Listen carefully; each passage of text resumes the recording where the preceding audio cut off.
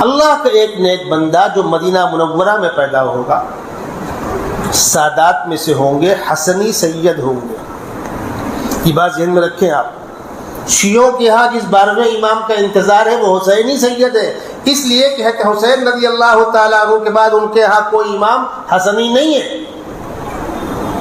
میں نے ایک سے پوچھا کہ بھئی حضرت علی رضی اللہ تعالیٰ عنہ کے بڑے صاحبزادے حضرت حسن ہیں، امت نے ان کے ہاتھ پر بیعت بھی کی تھی،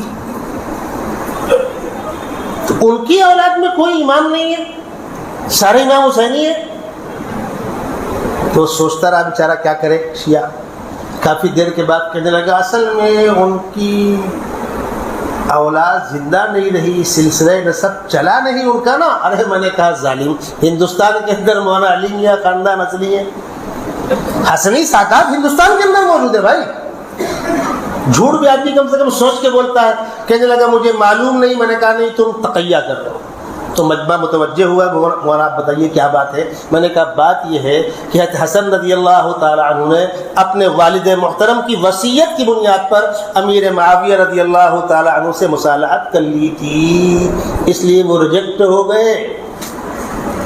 اب ان کی اولاد میں کوئی امام نہیں ہے، اب سارے امام حسینی ہے. تو جس 12ویں امام کا وہ انتظار کر رہے ہیں وہ حسینی ہے، اور حدیث کہہ رہی ہے کہ وہ حسنی امام ہوں گے، امام مہدی حسنی ہوں گے. کیوں؟